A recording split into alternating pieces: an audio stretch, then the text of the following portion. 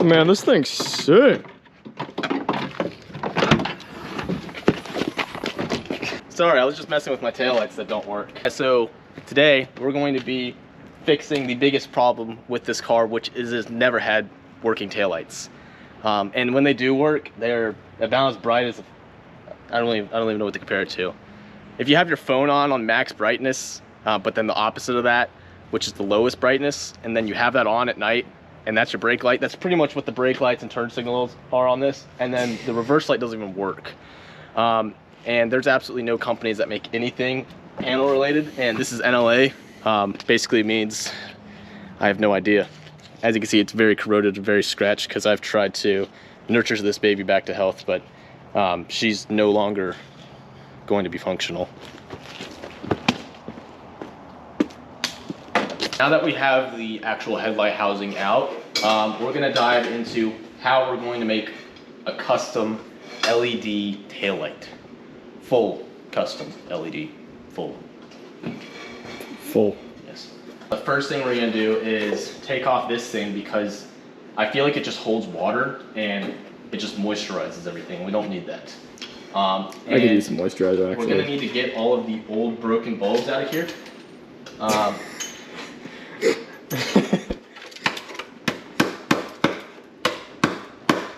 I'm telling you, these bulbs explode like all the time, and I get pulled over. Yeah, and also it's very crusty. A bulb exploded and melted my taillights up there. What part of your car isn't crusty? Nothing. Typically taillights, especially the older ones, like what people do in the 90s, is they're butyl glued on, but this is actually plastic welded, so there's no way in hell you're getting this housing off without damaging something. So we're gonna be doing this the old-fashioned way and just cutting out the whole back of it and making our own harness thing for brackets out of some roof flashing.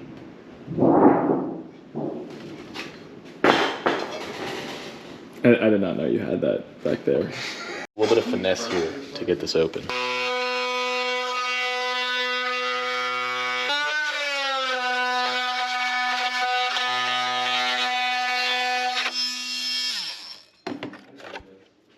Boom.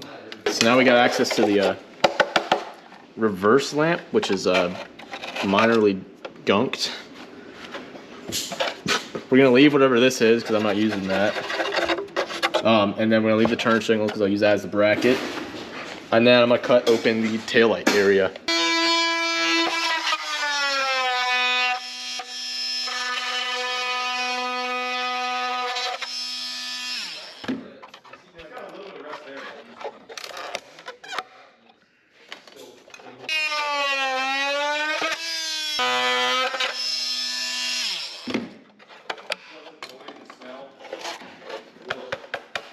And then I just gotta cut off these little boobs.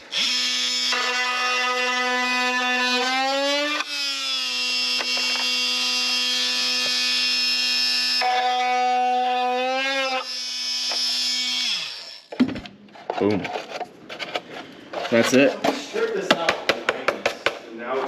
Pretty straightforward, honestly, to get into a taillight, because usually people do like crazy stuff and heat it up in the oven and pull it off, but we just used a multi-tool because lazy. Now we got to clean out the 370,000 miles of stuff out of here, which is gonna suck. Got everything cleaned out, degreased, and then I used rubbing alcohol and compressed air to get most of the water out, and then I used a heat gun to dry it all out. Now what I'm doing is I'm getting the strip on the bottom for the taillight, which I just made something out of the roof flashing and some aluminum foil tape. This is a little bit thinner one. There's a thicker one right here if you need to make like really strong stuff, but this works great. And then I have an LED strip. I'll link it below. I use it for all the turn signal is amber, and then the reverse is just regular white, and then this is a red LED. They're all the same brand, and it works great. You just have to solder on the positive and negative with some, I think this is 16 gauge. Yeah, 16 gauge wire. I have some red and black. I just got rolls of them.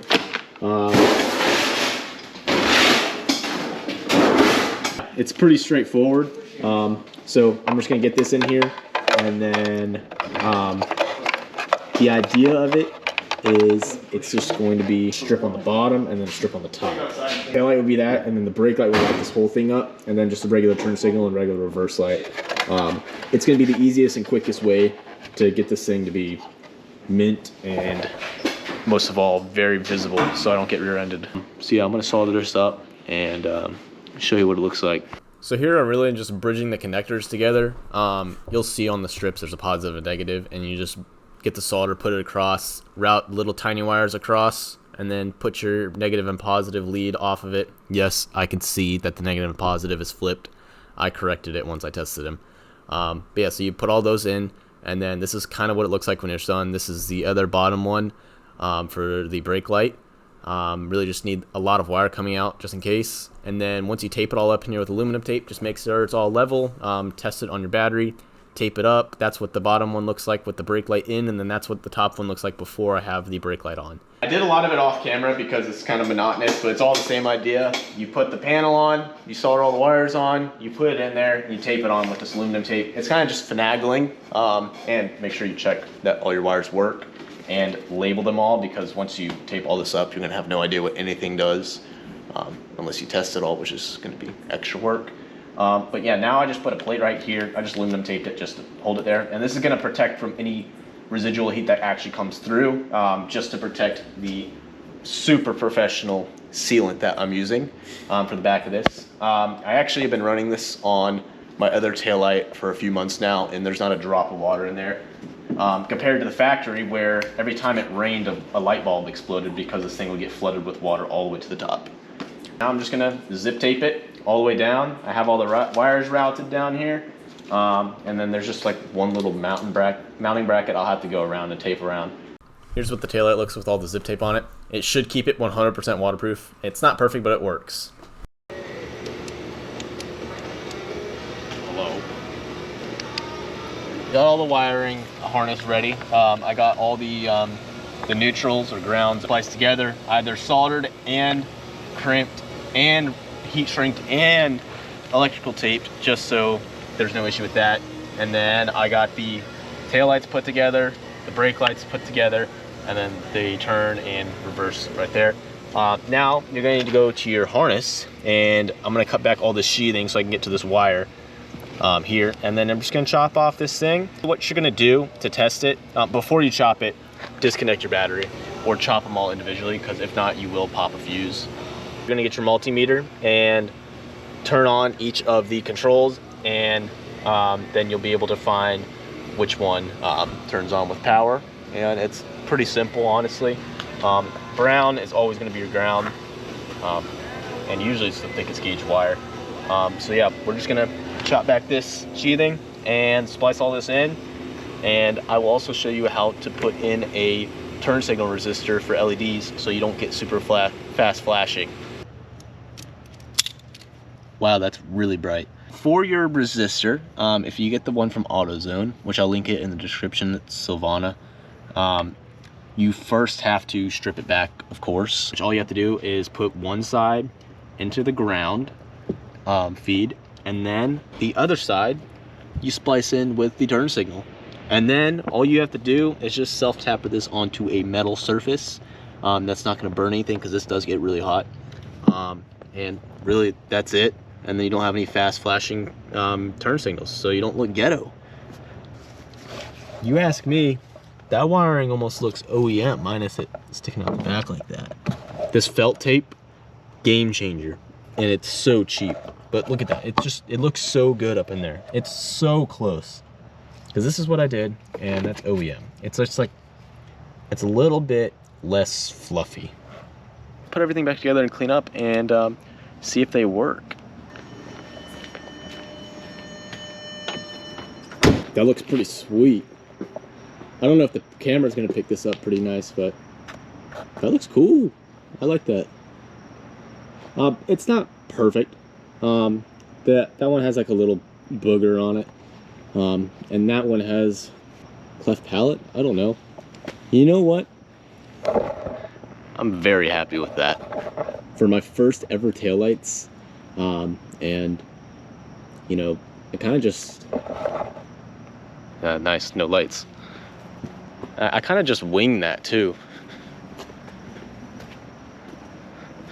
So for winging it and the first time, they look fire. It definitely looks 1,000 times more modern. And from what it was, you know, it's not even comparable how much brighter these are. On camera, I don't know if it picks it up, but these put off a good amount of light, so I feel much safer driving down the highway at night like I usually do. Hey there. They put off some light. Yeah, let's get a full rundown of everything it does. Also, get some TBI ASMR.